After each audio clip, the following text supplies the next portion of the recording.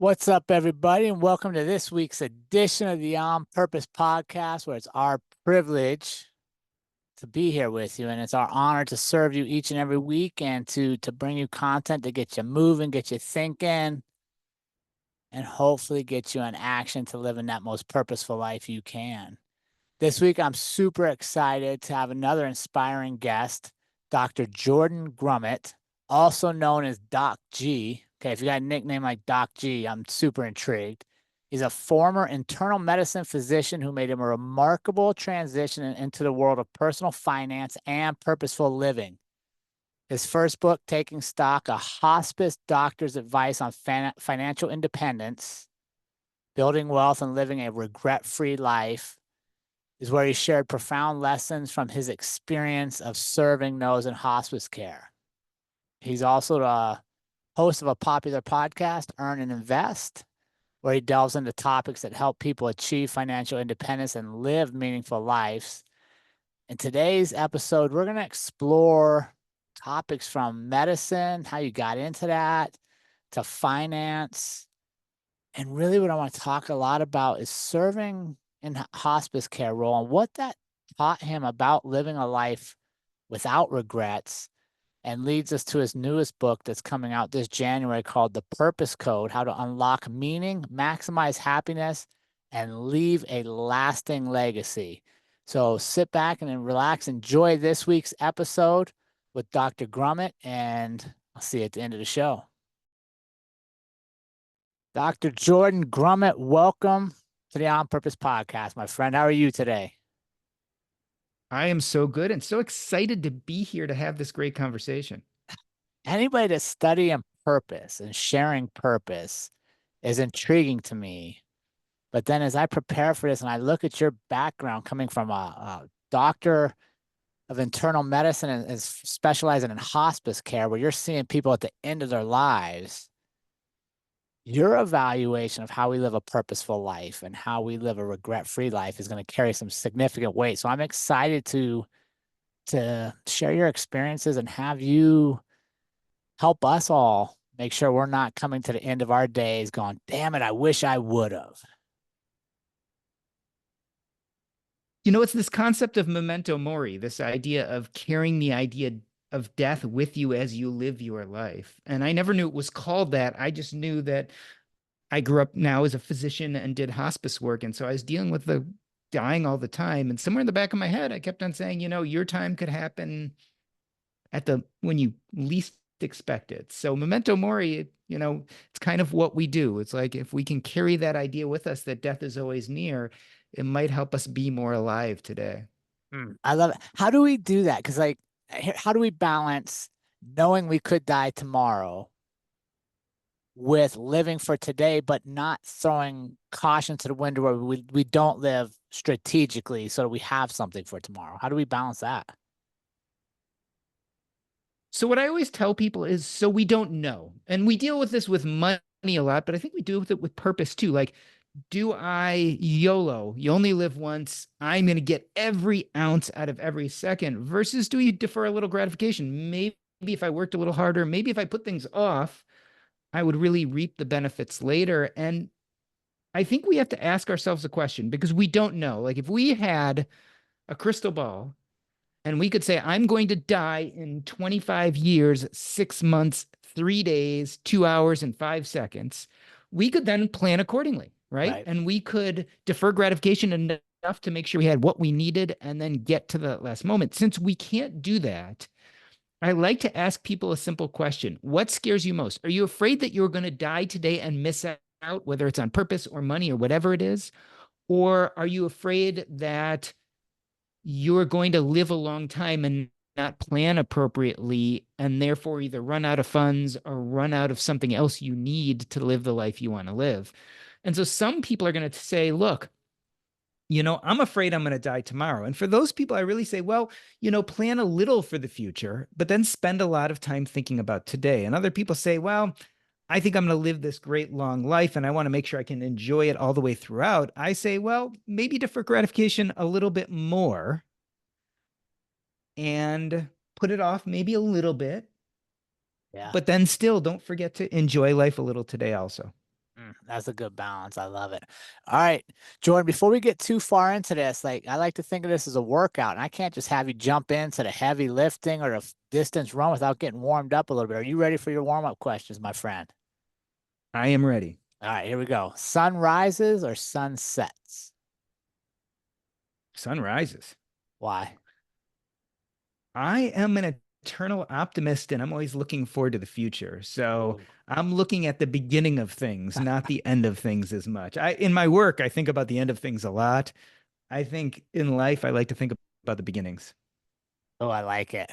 All right, a memorable quote or saying that stuck with you. You already gave us one. A memorable quote or saying that has always stuck with me. So this is something I've been thinking about. I hate to give my own quote, but it's the first thing that comes to mind, and it's related to what we're going to talk about today. Is Yeah, I always tell people you can't purpose your way to enough. And we could probably talk about this more in the future, but this idea that a lot of people don't feel enough on the inside, they're struggling with the demons of the past, and they think if I just pursue purpose, if I just make lots of money or get lots of accolades or do this thing that's going to change the world, I'm going to finally feel enough. And a lot of times I don't think that's true. I think we have to start by feeling enough, and then we can joyously move into the present and future, which is all about purpose. for sure. That's a great one. I'm excited to follow up on that. All right, favorite song on repeat right now. What are you listening to? Favorite song on repeat. I hate to say it. I've been listening to Taylor Swift Fortnite. I don't know what it is about that song, but I really like it. It's kind of sad, but kind of interesting, kind of fun. I don't know. I love it. That I'll tell you, that's the first time Taylor Swift has made an appearance in that question in a while. So that's good. Well, All right. I've got kids who are 20 and 17. So I kind of listen to whatever they listen to. And so they make the playlist and I just replay it. That's good. And what keeps you young too, right? I try. All right. Favorite book. Favorite book. So I have to give a shout out to the book that changed my life, but it probably also won't be a normal one people talk about. There's a book called The White Coat Investor. And so someone sent it to me to read for a medical blog I was writing at the time. And it taught me all about money and investing, but it became my favorite book because it literally changed my life. When I read this book and realized that I could manage my finances, it was like the last excuse I had to not build the life I wanted to live. It was the excuse of money. Well, if I don't have enough money, I can't leave this thing that I'm not enjoying being a doctor because I need to make money. I need to make a living. I need to support my family. And this guy sent me this book and I read it and I'm like, that excuse doesn't work anymore. I actually have my finances in order. I need to start building the life I want now and not the mirage of wealth get in the way of happiness. Fantastic. All right. You get to have dinner with one person. They could have passed away or still be with us. Who would you have dinner with, and what specifically would you want to ask them? Oh man. So there is one person who I am definitely amazingly impressed with who's living today, which is Terry Gross. I love being a podcaster and I love interviewing people. And so Terry Gross is the interviewer on NPR, Fresh Air. She's been interviewing everybody like for the last 30 years, presidents, sports stars, musicians, you name it. She's interviewed everyone and she's just such a good interviewer. And I'd love to ask her a basic, simple question. Tell me a time when you were interviewing someone and they either threw you off your game or surprised you so much that you had to stop because she is such an expert interviewer. I'd love to hear who stumped her. Oh, that'd be a great question. I'd like to hear that as well. How you feeling? You warmed up? I'm warmed up. My earbuds kind of made the low battery level, so I Okay. might have to turn them off and do things a different way. But let's keep running for the moment if that's okay with you. Yeah, sounds good to me. All right, talk to me. Let's start off with a quote you just shared, and that's you can't purpose your way to enough. Let's dive a little bit more into that because I think that's a great place to start because so many of us look externally for so many different things in today's world: validation, purpose, um, approval, versus realizing like how we feel about ourselves, how we talk to ourselves is the first place to get anywhere we want to go. So talk to me about that quote. You can't purpose your way to enough. So after writing this book and coaching people and dealing with the dying for years and writing a book about money and life before this, I started realizing that happiness probably is made up of two different concepts in my mind: meaning and purpose. A lot of people think they're the same thing. But in my mind, meaning is actually about our past and it's about the way we think about our past. So it's very cognitive. It's the stories we tell ourselves about ourselves. And it's completely based in thinking. Whereas purpose is about the present and future and is all based in action. And so the problem is that a lot of times we want to jump right to purpose, but we actually have to look at meaning first. And so people who tell themselves heroic stories about their past tend to feel good and move into purpose easily. But people who tell themselves victim stories about their past often feel like they're not enough. Like they were never enough when they were kids and they're not enough now. And a lot of those people, instead of going back, doing therapy, thinking about their past, rewriting some of those narratives in better ways, instead of doing those things to feel enough, a lot of times they jump right to purpose. And the problem with that is when you jump right to purpose, you may achieve a million things, but none of them really make you feel enough. I'll give you some great examples. Elon Musk is a perfect example of someone who has tried to purpose his way to enough. If you listen to his stories of childhood, you know, he had a somewhat abusive father. He had all sorts of things that made him feel not enough. And instead of going back and dealing with some of that lived trauma and probably generational trauma that he grew up with, he jumps straight to achieving things. And this guy has achieved everything, right? He's one of the richest men in America. He has created some of the coolest things. And yet, does he really look very happy? No. He looks like he's always trying to double down, have even more billions, create even more important things, have even more power. The problem is, if you try to use purpose to get to a sense of enough, one of two things happens. Either you get there and you get petrified, you're going to lose whatever made you feel enough. So that's called loss aversion. Or you get there and you don't feel any better. So you double down and figure you need double whatever you just achieved. But either way, it's not a very peaceful way of living. And so I think we have to understand that to get to enough, we have to have a better sense of meaning, a better interpretation of our past. But once you get to that good interpretation of your past, to that feeling of enough, then you can move to the present and future. You can move to purpose, which is all about action. Purpose is about doing things. I love it. So meaning is the foundation, right? And I think what I was hearing when you said there, if I skip to purpose and I don't address meaning, I don't address my past, I don't address some of the baggage I carry, whatever I'm building is on a shaky foundation. Definitely. And it will crumble. And we Right. see this over and over again. This is why there are people out there who look like they have everything and yet don't look happy at all. And converse, right? There's people that have very little by a lot of standards, and they're the happiest people you meet. Yeah. Yeah. Because they feel like they're enough. And so once you kind of feel like I don't need to prove myself anymore, I don't need to prove my existence by achieving something, you can move into the present and future, into the actions of everyday life very intentionally. And because you don't have to prove anything with it, you can just go after things that excite you, that bring you joy, that get you into what I'd call a flow state, right? Where you're just feeling it. And I think the more time we live there, the happier we are. But you've got to take that first step first. Let's talk about this. How do we balance out, right? How do we balance going back to address maybe some of those fundamental beliefs I have about myself, but also don't stay there forever to where we never move forward? How do we balance that? What are your thoughts on that? So, a lot of the times, the reason why we have trouble with meaning is because we have these narratives or stories that we've told ourselves since we were little, right? Either generational narratives, our parents ingrained in us certain thoughts and beliefs that were limiting, or lived narratives. We went through either minor or major traumas and created narratives around those. And a lot of times those narratives served us in the beginning, right?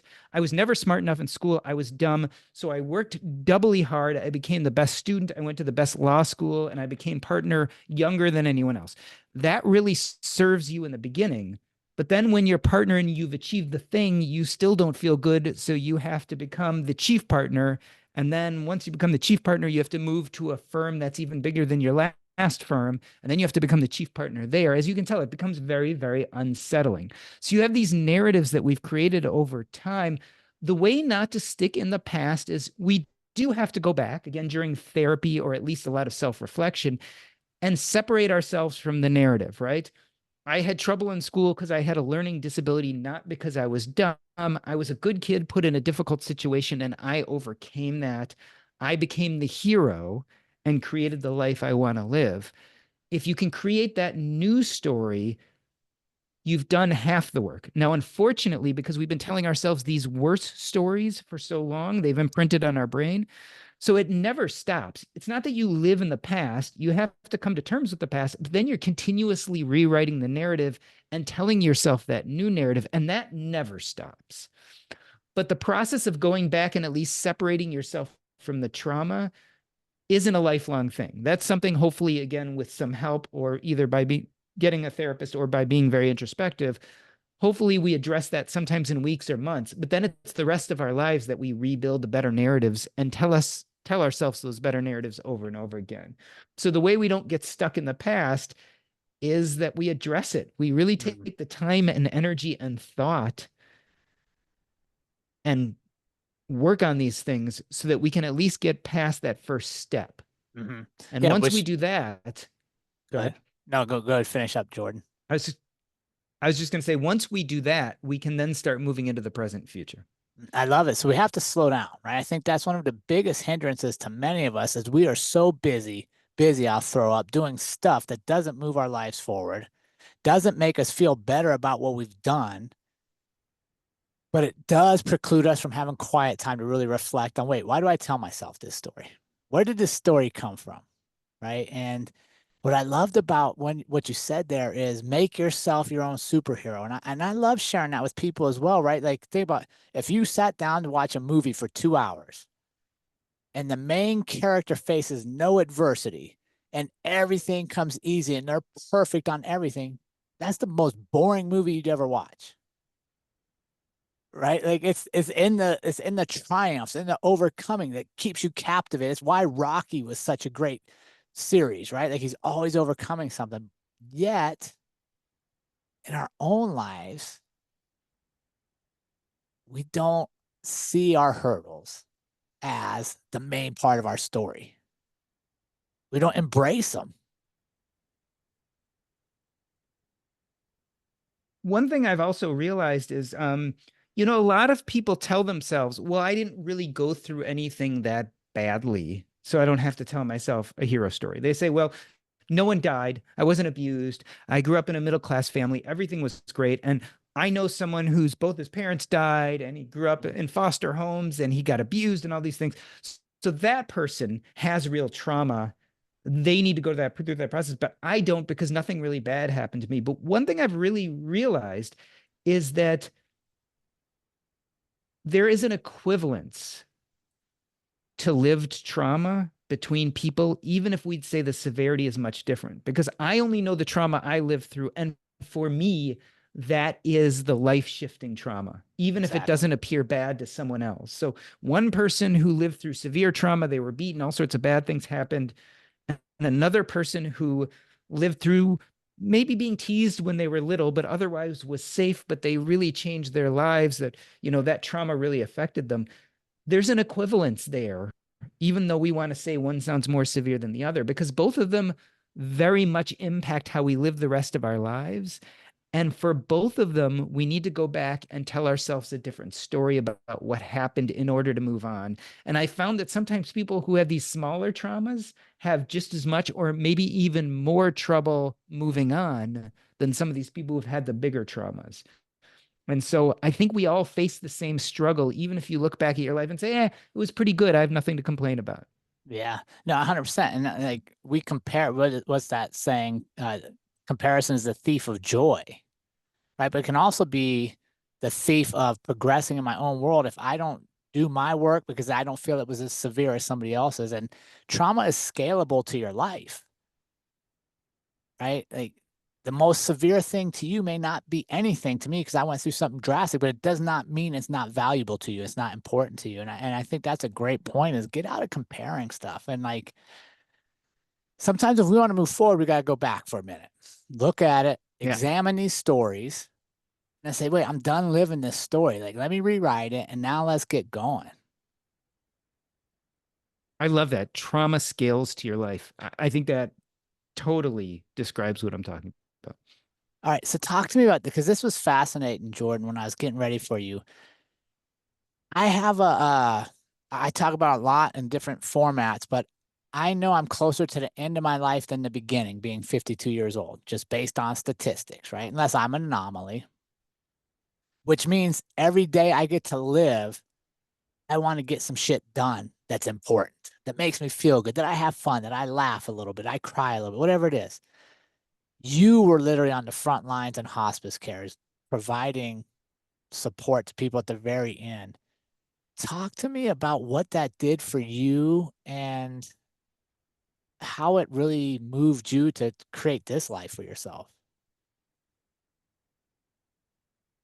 Well, I think I learned from the dying that people have regrets. And so deathbed regrets, it's a common trope. On the other hand, after taking care of thousands of people and going to the bedside and talking to people, I realized that there's a good percent of the population who gets to their deathbed and feels or regrets that they never had the energy, courage, or time to do certain things. And one of the main things I realized is people who are dying don't have agency anymore over that because they don't have time or energy, right? So what they're Mm. really talking about is disappointment. It almost isn't even a regret. What they're really saying is, I'm disappointed.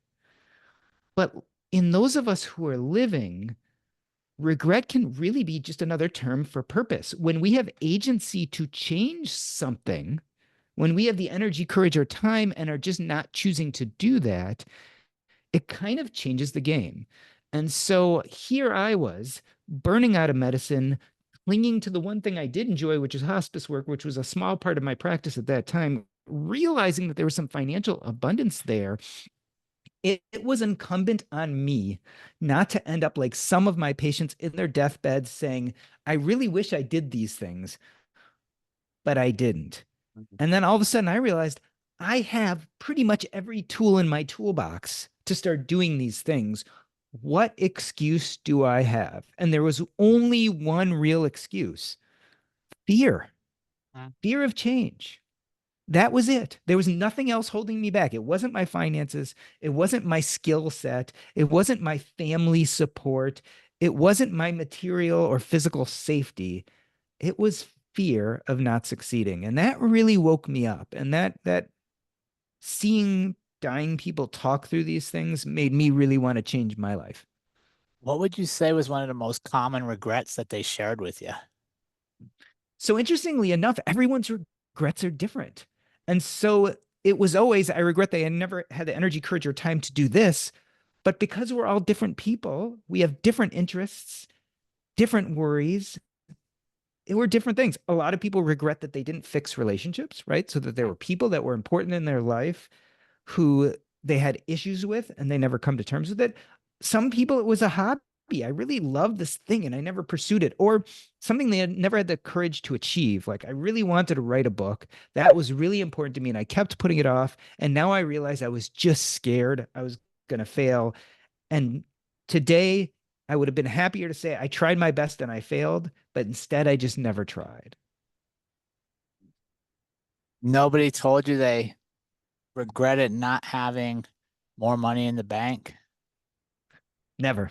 And never regretted not working more nights or weekends. If there ever was a regret about money, it was more a regret. I wish I had more so I didn't have to be a burden to other people, or I wish I had more so I could leave more to other people. But what they're really saying is, I regret that I didn't play a bigger role in this person's life. What they're Mm. really saying is, I regret that I didn't create impact and legacy to leave for them. So instead, I wish I left more money. What they regret is I never put enough time into taking care of myself. So now other people have to take care of me. And so I don't think even when people do talk about money, when you come down to it, it's really about money. It's about other things. Yeah. What, when you first got into that, what was the emotional toll it took on you? How did you balance out like being there for them and being able to give, but not necessarily accepting all the burden, I guess it would be.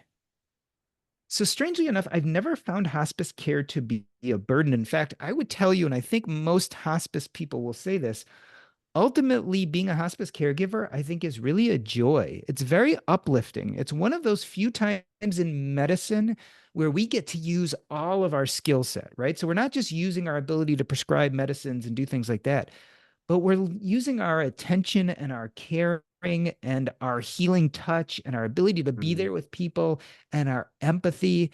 And so what I find is when you get people who've been told they're going to die, they are despondent.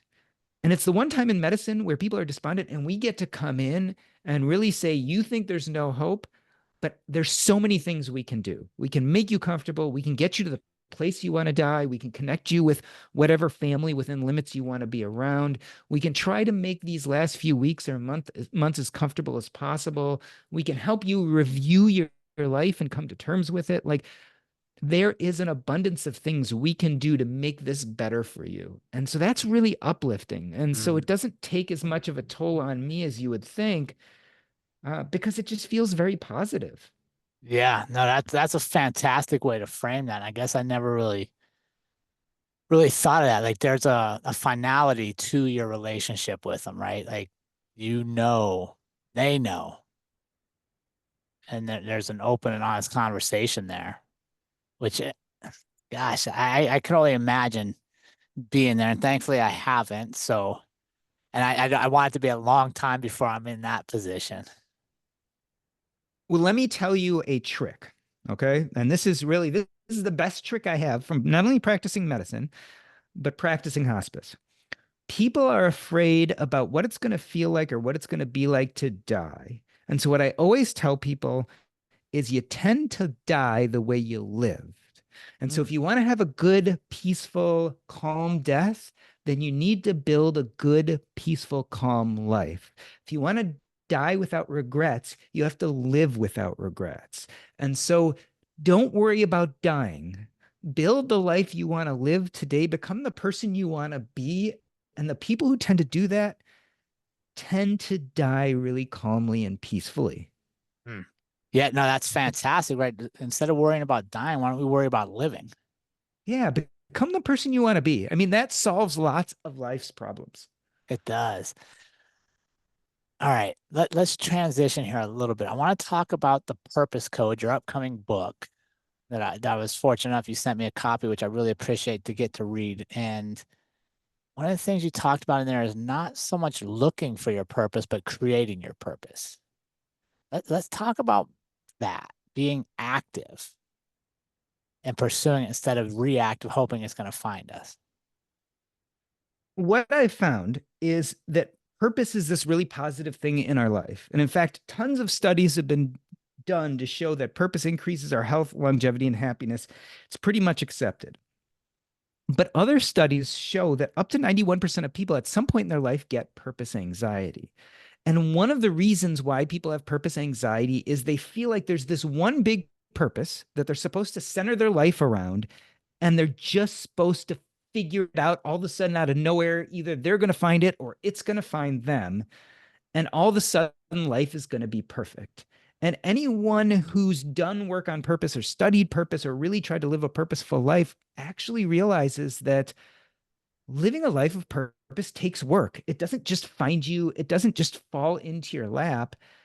Even if you have an inkling of what feels purposeful to you, you actually have to then build and create that life. So it is true. We do have to find one thing, which what I call them purpose anchors. But these are these inklings or these beckonings of things we might enjoy or like. But then it's really incumbent on us to do the really hard work and build a life of purpose around it. Happy people are really good builders. And that's what it comes down to. Could you luck into your sense of purpose and someone else do all the work and just plunk you in there? I guess it's possible, but it's not common. Yeah, let's expand upon that, right? Because so I find purpose, and my purpose is to make the best widgets. And I hire a bunch of people that work for me, and maybe some of them find their purpose underneath my purpose, and that means I want to be the best widget maker on my shift, right? Which is a very good purpose, right? I take pride in my quality of work. where others can be in the same deal and be like just there to collect a paycheck. Like they don't see any bigger purpose because they're like, well, this isn't my purpose, it's his company. So how talk to me about how can people find their purpose even if it may not be them that created the initial thing that puts them in place, if that makes sense. So I think purpose is much easier than that, right? So I think we have these purpose anchors, these things that might be purposeful. So you might be like, I like building widgets. I like building things. Let's say that's your anchor.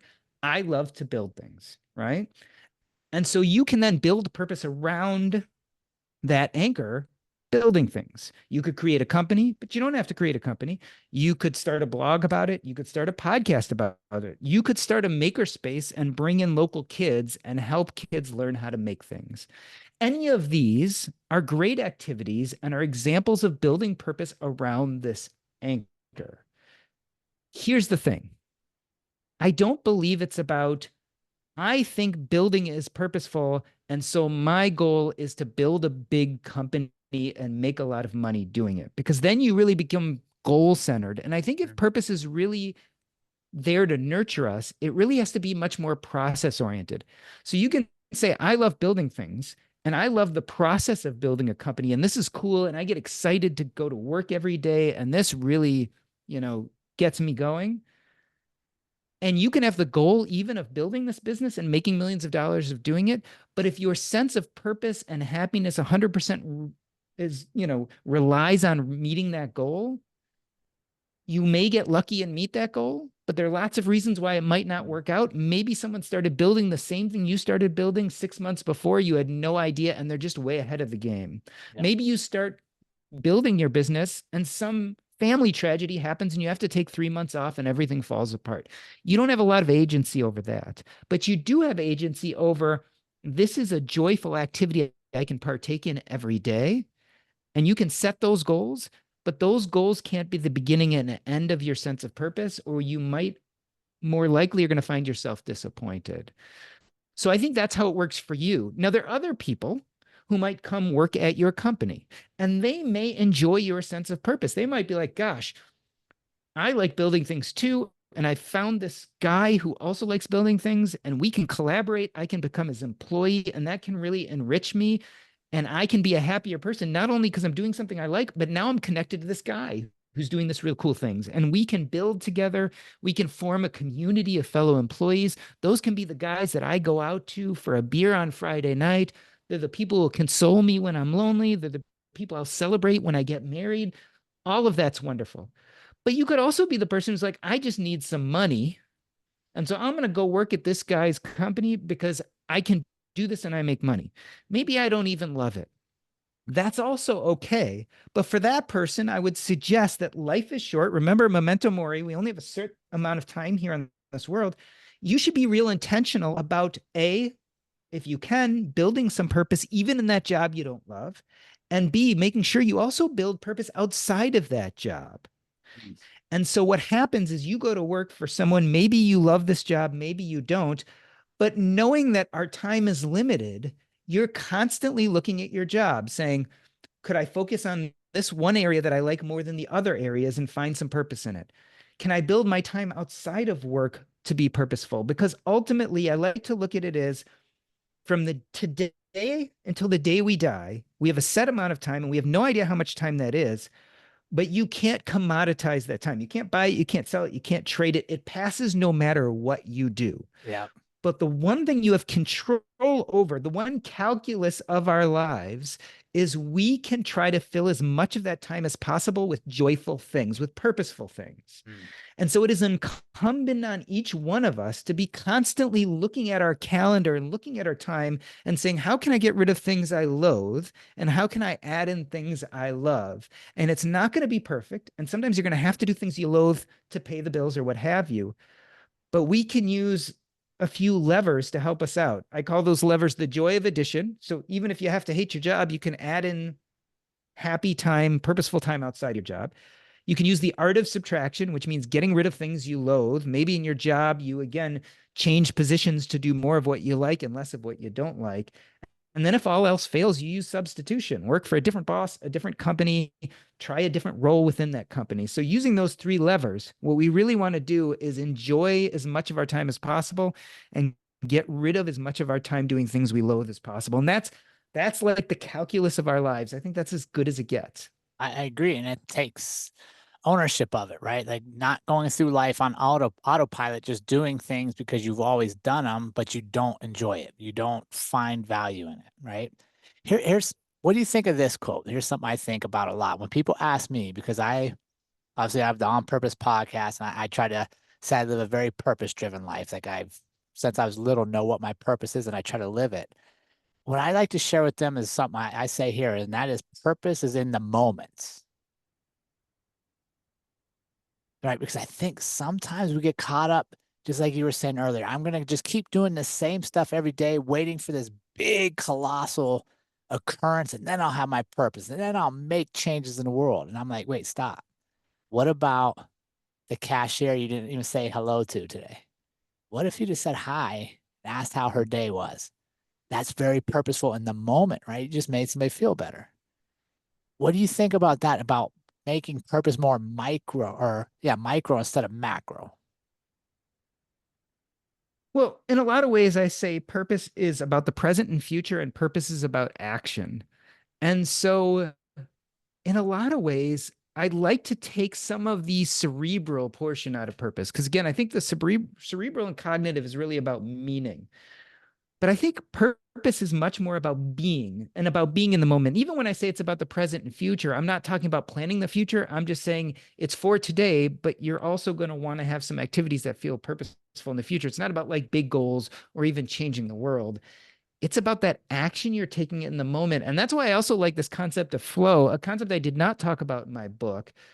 But I think when we're doing deeply purposeful things and we're in the moment, we kind of get close to that mythical state of flow where we're not worried about the consequences. We're not worried about the goals. We are just so in the moment that it consumes us. And I think when we look at what I call little p purpose, this process oriented purpose, as opposed to the long term goal oriented purpose, I think what we're really doing is trying to create more of that flow in our life. And that's very much in the moment, like you're talking about. Right. Which I'd also, what do you think? Can I substitute flow for momentum? Right. That's one of the things I like to talk about is creating momentum, just doing small things. You're not going to get to the big thing if you never take that first step.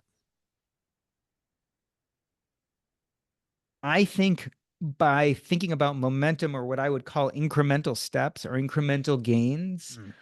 we take away a lot of fear and anxiety and loss of agency over that big thing that we might or might not be able to accomplish and start focusing on what we have agency to change. And so I talk about this a lot with podcasting. I love podcasting. For me, podcasting is purpose. I love it from the moment I sit down in front of the mic. If I decided that I had a big goal with podcasting, that I got 1 million downloads a month, that's what I call big P purpose. It's goal oriented, it's audacious, and it's really hard to accomplish. A lot of times I feel like that's scarcity mindset oriented and sets me up for failure because in a lot of ways I just might not have agency. Like there might be better podcasts out there. I might not have that reach. Who knows? But if instead I say, hey, look, I love podcasting and I'd like some momentum, I'd like to move forward so I can study how to be a better interviewer. So I can listen to some of the world's best interviewers. I could take a class on being a better interviewer. I could just schedule more interviews so that I get more experience. All of those things are small incremental gain, but they also surround the process of things I love because I love this idea of being a good interviewer. I love podcasting. So even when I am looking about maybe some gains or momentum or moving forward, I'm doing it in a really joyful way. And it doesn't depend on the outcome. Like if I go do this and I love podcasting and I decide I want to be a better interviewer and I take some classes and I study some people who are great interviewers, and guess what? My podcast never increases in downloads. I still really enjoyed that process of learning how to be a better interviewer. So it was really worth my time. Right. And you don't know what other door or interest or relationship may come from the fact you were emotion investing in yourself. Yeah. Yeah. Maybe Maybe I take a class and I meet other people who like to interview, and we decide to do a podcast together. And all of a sudden I have a partner and we're podcasting together. Maybe we do a conference. Maybe we go to a conference. Maybe that person becomes my good friend. Maybe they need something. And I'm a hospice doctor. This has happened a lot, actually. Yeah. I love podcasting and I podcast. And guess what happens? I have all these people from the personal finance community and their family members get sick. And I get these texts. Hey, Jordan, I just found out my so-and-so has stage 4 pancreatic cancer and we're thinking about hospice. And man, we're lost and I don't know what to do here. And I say, hey, let's get on Zoom and talk about it. And I can use my knowledge in hospice to help this friend that I met through podcasting, and I can change their lives. I can use my knowledge to help them transition through what might be arguably one of the hardest things in their lives. And think about it, 10 years later, instead of feeling guilty and shameful about how they lost control and couldn't help their family member, maybe I can give them advice that makes it feel better, can make it feel like it was more dignified. And that continues to affect them long after their family member has died. I love it. And maybe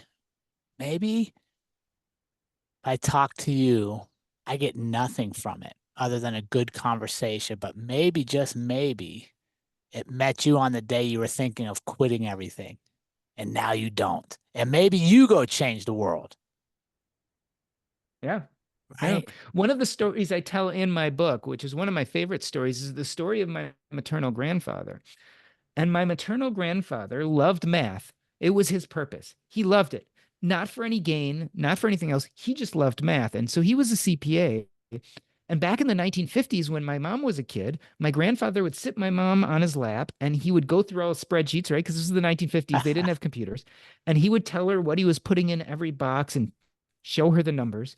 And because she was a little kid, she connected with that identity, tried it on for herself, and found that she loved math too. So it became part of her purpose. She became a CPA. She had me.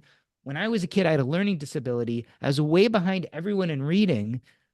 I was lost and depressed. But the one thing that saved me is I was good at math because I had taken on that identity from my mom, who also loved math. And I knew that I wasn't stupid because no matter how hard I had trouble with reading, I could always do math with some of the top people in the class. I got over my learning disability, became a doctor, took care of a patient one day in the hospital who was at death's doorstep. And I recognized an abnormality in two of his labs based on a mathematical connection that I noticed because I happen to love math. We made a rare diagnosis. We put him on the right medicine. He got better. He was a pastor at a local church. He took in runaway kids. So think about this. Yeah. My maternal grandfather's actions, my paternal grandfather died in the 1960s. I was born in 1973, but his purpose is still changing lives 60 years later, hundreds of miles away from where he lived. Some kid is living a better life because my grandfather existed. And so this gets to this idea of when you live out your purpose, when you do things that are important to you, you change the world. And this is why I think purpose, we make a mistake when we make purpose big and grand and goal oriented, because we think we have to change the world because that's our impact and legacy. I often argue that if you just do the little things that light you up, that feel purposeful to you, your legacy and impact will endure in ways you had no idea. Yeah, 100%, right? And it's little things. It's maintaining the relationships around you that feed you, right? Making sure that the people in your circle that you're influenced by are also trying to live these kind of lives and paying attention to it. It's about being humble and listening more than we want to speak. It's about realizing, to me, that it's small things done repeatedly that make a difference. And the thing about it, and here's what I really think is the truth, is I always tell people, and I wrote this in the middle of my book, I kind of lied to you this whole time because I call the book The Purpose Code and I talk about how purpose is associated with all these important things. But when you really look at the studies, actually what probably makes people most happy, if you look at the Harvard Adult Development Study that studied people for 70 years, interviewed them every other year, did MRIs, EEGs, blood tests, interviewed their family members. And after all of this, the one thing they found that was connected to happiness was not money, was not achievements, was not goals, was not your job, and wasn't even per se purpose. It was interpersonal connections. Now, my argument is purpose is so important because if you do purpose right, it connects you to other people. You form communities, you connect with people you collaborate with, and that's where the happiness really lies. So, purpose is just a great vehicle, actually, to connect to other people. And it starts with you, right? It's not going to be, I can't make you, Jordan, feel purposeful. I can tell you all the great things I see about you, all the great things I think you're doing. But we got to stop and start with ourselves. I got to feel it. I got to see it. It's all about agency. Like, and it's all about feeling like, and this gets back to meaning too. It's feeling like you can become the hero of the story, that you have control, that you have power. And so that you can then walk into this purpose, into this present and future joyfully. And so, yes, it definitely begins with you. And that's why purpose looks different for different people, because our purpose anchors are different, because different things light us up. So I may love reading and exercising and podcasting. You may love teaching and basketball and weaving. Like everyone's different. Yeah.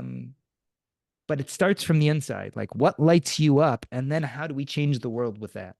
So do you think that's a great place? So our community, as we get close to wrapping up here, our community members are listening, like, okay, I want to get proactive here. I want to get moving in this direction. What's the first thing you think they should start with? I think the first thing you really have to start with is A, meaning. Like, do I feel enough? Because if you don't, you probably have to do some work on your past. And then it's a matter of starting to think about those purpose anchors, releasing yourself from that big, audacious purpose that you think is going to change the world and is goal oriented, and starting to say, what lights me up? What are those anchors in my life that I'd like to build purpose around? And once you start finding those, purpose becomes incredibly abundant because you start realizing, hey, there are a million ways I could create purpose in my life. Yeah, and I love what you said earlier that it's all different for each of us because we each have unique skill sets, a unique perspective. And if we never lean into that, never share it, when we pass, the world will lose it forever.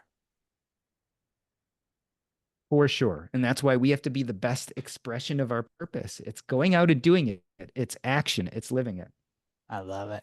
Jordan, where can our community stay in touch with you and follow along in your journey? I know the book, The Purpose Code, How to Unlock Meaning, Maximize Happiness, and Leave a Lasting Legacy will be coming out in the new year. Until then, where can they find you? The best way is to go to jordangrumet.com. That's JORDANGRUMET.com. You can find links to both of my books, including The Purpose Code, as well as the places that I create content like the Earn and Invest podcast.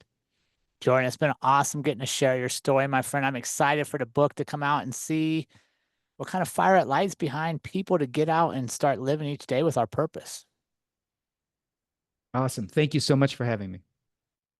All right, everybody, if you enjoyed this episode and our talk with Dr. Jordan Grumet, please do us a favor. If you got anything from this episode about creating meaning and living with purpose and finding purpose in moments and starting with yourself, finding value in yourself and what you're worth to then share it to the world, please do us a favor and help us reach more people. Like, subscribe, share the On Purpose podcast on your favorite podcast app, Spotify, Apple Podcast, and get over to YouTube, like, subscribe, share, and help us reach more people around the world with important and purposeful stories like this week's episode. We'd also be blessed to have you join us at patreon.com/the On Purpose podcast, where for between $2 and $10 a month, your subscription helps fund the show, helps us, keeps us growing. And like I like to say, puts a smile on someone's face around the world and reaches them at the day they need it the most. So thank you so much for enjoying this week's episode. Please help us continue to grow. Have a great week, everybody.